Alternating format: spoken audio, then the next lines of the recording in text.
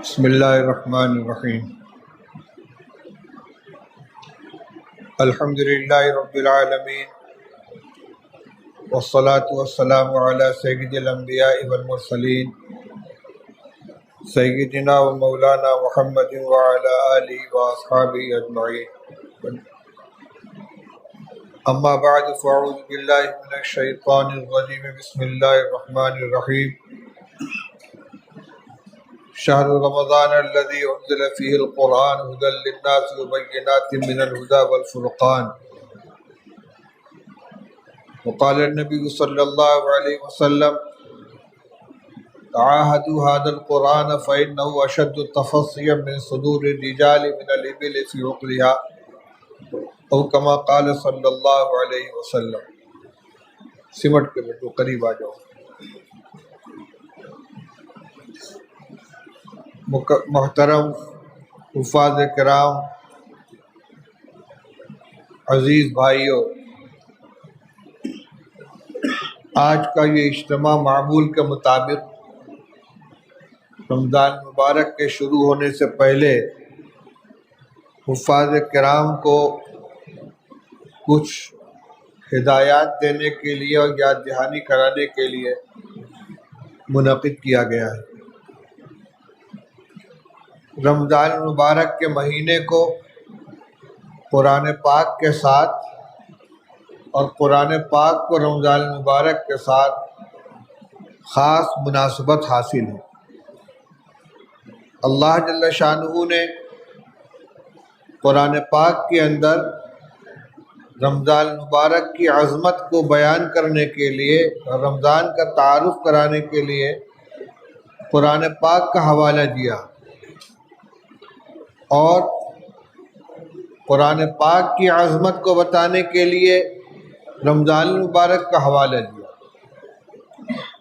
چنانچہ فرمایا شہر رمضان الذی انزل فیہ القرآن، رمضان کا مہینہ وہ مہینہ ہے جس میں قرآن نازل کیا گیا. اس سے رمضان کے مہینے کی عظمت معلوم ہوتی ہے کہ قرآن جیسی عظیم الشان کتاب نازل کرنے کے لیے اللہ جل شانہ نے اس مہینے کا انتخاب فرمایا. دوسری طرف فرمایا انا انزلناہ فی لیلۃ القدر، ہم نے قرآن کو شب قدر میں نازل کیا، یعنی شب قدر کی عظمت کو بیان کرنے کے لیے یہ حوالہ دیا گیا کہ اس رات کا اللہ تعالیٰ نے قرآن نازل فرمانے کے لیے انتخاب کیا.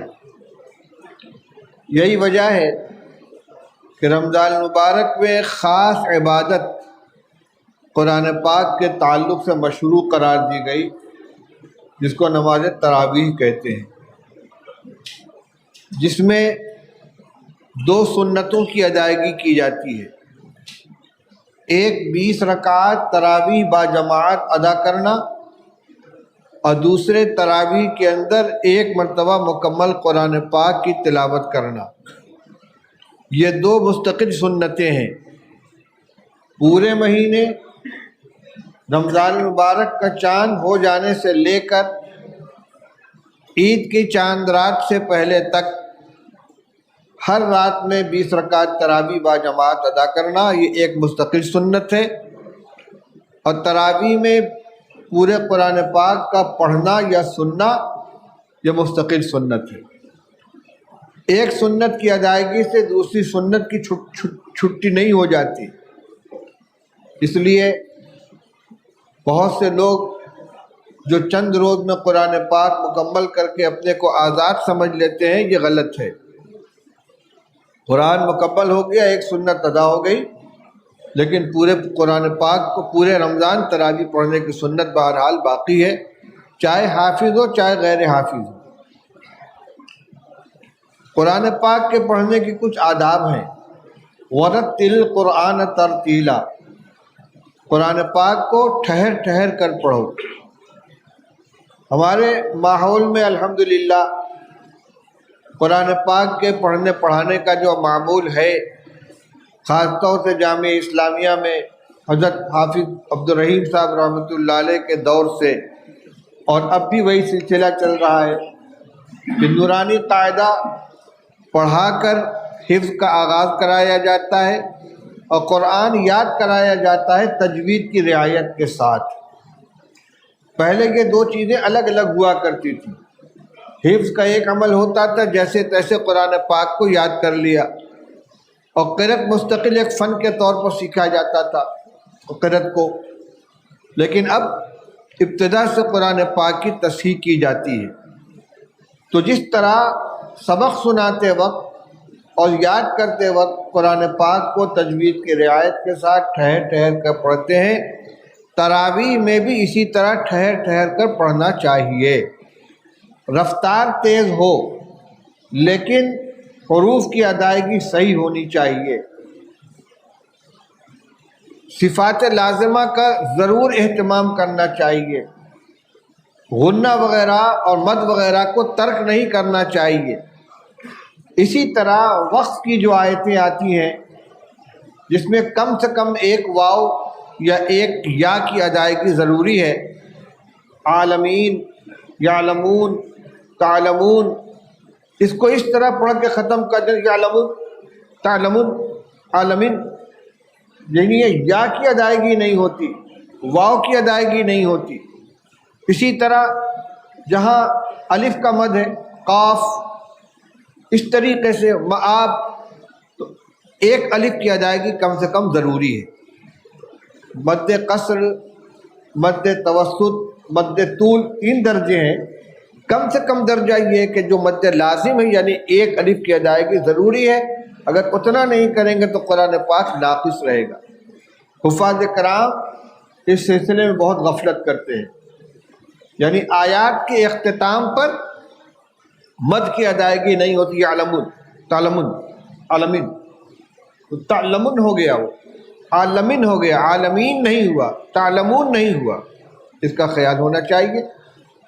اسی طریقے سے اتنی تیز رفتاری سے پڑھنا کہ حروف کی صحیح ادائیگی نہ ہو، یہ قرآن کے ساتھ زیادتی ہے۔ قرآن نماز میں پڑھا جائے، تلاوت کی جائے، تراویح میں ہو، فرض میں ہو، رفتار میں کمی بیشی تو ہو سکتی ہے، لیکن اتنی تیزی کے ساتھ پڑھنا کہ ادائیگی ہی نہ ہو پائے حروف کی، یہ غلط ہے۔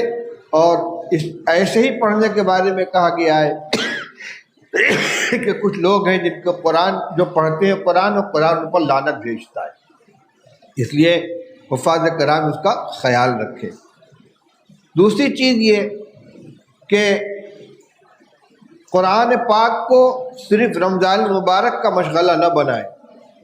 اس وقت تو خیر رمضان المبارک ہے، قرآن کا دور اور قرآن کی تلاوت پورے سال اس طریقے سے ہونا چاہیے کہ رمضان المبارک کے لیے کوئی الگ سے اہتمام نہ کرنا پڑے۔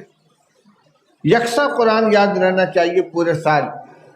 اور جو ہمارے پرانے حفاظ کرام ہیں یا تھے، ان کا یہی حال تھا۔ بہت سے قصے، بہت سے واقعات سنے ہیں کہ حفظ کرنے کے بعد مدت تک تراویح پڑھانے کا موقع نہیں ملا، لیکن اچانک کھڑا کر دیا گیا تو پارے کی پارہ پڑھتے چلے گئے، کہیں کوئی تشابہ تک نہیں لگا۔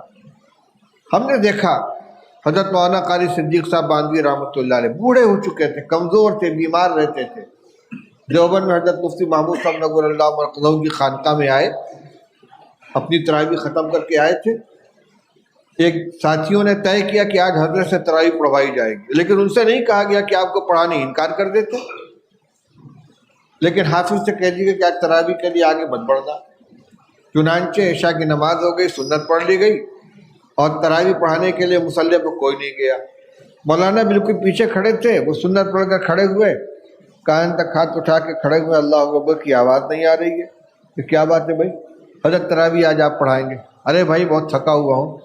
نہیں حضرت پڑھا دیجیے، جتنی بشاشت ہو۔ مصلی پر آ گئے، پوچھتے کہاں سے پڑھنا ہے؟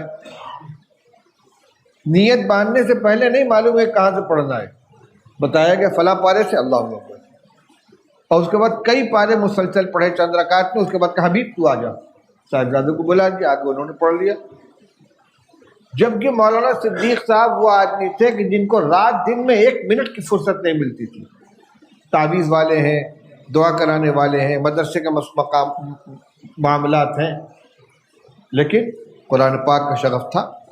میں نے ابھی قرآن پاک کی ایک آیت پڑھی تھی اور ایک حدیث پڑھی ہے۔ قرآن پاک کی تو وہی آیت تھی جس کا میں نے ترجمہ کیا کہ رمضان کا مہینہ وہ مہینہ ہے جس میں اللہ جل شانہ نے قرآن کو نازل فرمایا، اس میں قرآن نازل کیا گیا ہے۔ حدیث یہ کہ رسول اللہ صلی اللہ علیہ وسلم نے ارشاد فرمایا کہ قرآن کی نگرانی کرتے رہا کرو، دیکھ ریکھ کرتے رہو، خبر لیتے رہو، کیونکہ قرآن سینوں سے اس سے زیادہ تیزی کے ساتھ نکل جاتا ہے جتنی تیزی سے قرآن جو جانور اپنی رسی چھڑا کے بھاگ جاتا ہے۔ جانور باندھ دو، کوشش میں رہ گئے کسی طرح رسی چھوٹے میں بھاگو، اس سے زیادہ تیزی سے قرآن سینے سے نکل جاتا ہے۔ اس لیے نگرانی کرتے رہو، اگر مطمئن ہو کر بیٹھ جاؤ گے قرآن سینے سے نکل جائے گا۔ کیوں؟ اس لیے قرآن اللہ کا کلام ہے اور اللہ تعالیٰ کی ذات مستغنی بھی ہے، غیور بھی ہے، بے نیاز بھی ہے اور بڑی غیرت والی ہے۔ محتاج بن کر قرآن کے ساتھ ہم جڑیں گے تو ہمارے سینے میں محفوظ رہے گا، اور ذرا سا بے نیازی برتیں گے تو اللہ کی غیرت اس کو برداشت نہیں کرے گی، چھین لی جائے گی یہ دولت۔ دوسری بات یہ تھی کہ حفاظ کرام کو امامت کرنی ہوتی ہے۔ امام کی کچھ صفات ہوتی ہیں، ان صفات کو بھی اپنے اندر پیدا کرنا ہے۔ ایسا نہیں ہے کہ تراویح کے امام کی کچھ اور صفات ہوں، پنجگانہ امام کے لیے کچھ اور صفات ہوں۔ امامت بہرحال نماز کا ایک بہت اہم منصب ہے۔ رسول اللہ صلی اللہ علیہ وسلم فرمایا الامام ضامن والمؤذن مؤتمن، امام تمام نمازیوں کی نماز کا ضامن ہوتا ہے، سب کی نماز اس کے نماز کے اندر رہتی ہے۔ امام کی نماز اگر فاسد ہوگی تو سب کی نماز فاسد ہوگی، امام کی نماز کمزور ہوگی تو سب کی نماز کمزور ہوگی، کیونکہ پوری جماعت کی نماز ایک نماز ہے۔ اس لیے حافظ کو قرآن پاک کے یاد کرنے کے ساتھ ساتھ پورے سال نماز پنجگانہ مسجد میں باجماعت اہتمام کے ساتھ ادا کرنا چاہیے۔ ایسے تمام کام سے اپنے آپ کو بچانا چاہیے کہ جو آدمی کی ثقافت، عدالت اور اس کی نیکی کے اوپر دھبا ڈالتے ہیں۔ آج کل موبائل کا زمانہ عام ہو گیا ہے، موبائل میں فلمیں رہتی ہیں، ویڈیو رہتے ہیں، پتہ نہیں کیا کیا غلاظتیں بھری ہوتی ہیں، اور ہر ایک کے ہاتھ میں بڑے سائز کا موبائل رکھا ہوا ہے۔ تو اگر بیٹھ کے اس کو دیکھ رہے ہیں، فلمیں دیکھ رہے ہیں، تو اگر کوئی کھلے ہوئے فلم دیکھ رہا ہو سنیما گھر میں یا ٹی وی کے اوپر، اس کو امام بنائیں گے آپ؟ بھائی یہ امامت کے لائق نہیں ہے، تو فلمیں دیکھتا ہے۔ تو اگر وہ تنہائی میں بیٹھ کے فلمیں دیکھ رہا ہے تو کوئی امامت کے لائق ہوگا وہ؟ یہ اس کو کوئی نہیں جانتا، لیکن وہ خود تو جانتا ہے۔ اس لیے جب اللہ نے اتنی بڑی دولت عطا فرمائی، قرآن کی دولت دی ہے، تو قرآن کی عظمت کا بھی خیال کریں۔ یہ نگاہ جس سے قرآن پاک کو دیکھا ہے، یہ زبان جس سے قرآن پاک کی تلاوت کرتے ہیں، اس کو پاک صاف رکھیں، نمازوں کا اہتمام کریں، گندے الفاظ زبان پر نہ آئیں، گالی زبان پر نہ آئیں، جھوٹ نہ بولیں، فحش قسم کا مذاق نہ کریں، نگاہوں کی حفاظت کریں، جماعت کا اہتمام کریں۔ اور اس کی حفاظت کے لیے جو جیسے اساتذہ اور ذمہ دار ترتیب بنائیں، دور کو پابندی کے ساتھ کرتے رہیں۔ تراویح اپنی مکمل ہونے کے پہلے بھی اور تراویح مکمل ہونے کے بعد بھی دور کا اہتمام ہونا چاہیے۔ جیسی جوڑی بنا دی جائے اس کے اعتبار سے، اور کوئی عذر نہیں ہونا چاہیے اس کے اندر۔ ایک تو خود اپنا قرآن محفوظ ہوگا، مضبوط ہوگا، دوسرے جس ساتھی کے ساتھ جوڑ کریں گے اس کے معاون بنے گے، اس کے مددگار بنے گے۔ اس میں کسی طرح کی سستی اور ڈھیل نہیں ہونی چاہیے۔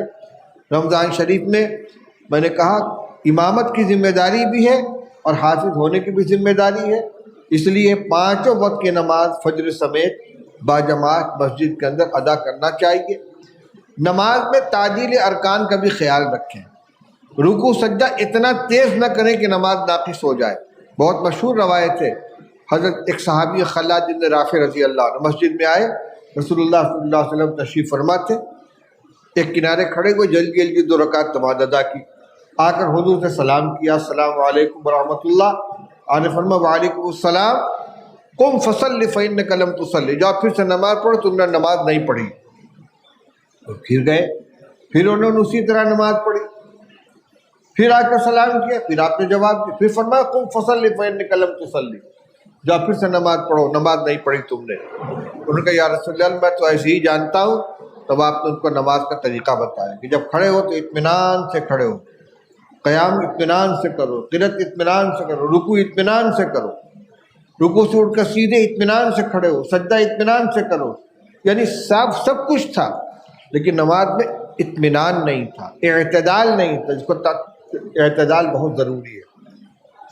نماز تراویح ہو یا پنجگانہ نماز ہو، چاہے سنت ہو چاہے نفل ہو، اتنا اعتدال ضروری ہے کہ جس سے نماز صحیح ہو جائے. تہجد وغیرہ کی نماز ہوتی ہے، آدمی لمبے لمبے قیام کرتا ہے، لمبا رکوع سجدہ کرتا ہے. تراویح میں اتنا لمبا نہیں کر سکتا، لیکن کم سے کم رکوع کے اندر اطمینان سے 3 مرتبہ سبحان ربی العظیم اور سجدے میں 3 مرتبہ سبحان ربی الاعلیٰ پورا ہو جانا چاہیے. اسی طرح تحیات کے اندر بھی پورا ہونا چاہیے. التحیات درود شریف پورا ہو، چاہے دعا لمبی نہ پڑھ کر مختصر پڑھ لیں. اگر ربنا آتنا فی الدنیا حسنۃ وفی الآخرۃ حسنۃ وقنا عذاب النار بھی پڑھ لیں گے، رب اغفر وارحم وانت خیر الراحمین بھی پڑھ لیں گے، رب اجعلنی مقیم الصلاۃ پڑھ لیں گے، اللہم انی ظلمت نفسی پڑھ لیں گے. درود شریف کے بعد کی دعا میں بڑی گنجائش ہے، لیکن کوئی نہ کوئی دعا ہونی چاہیے.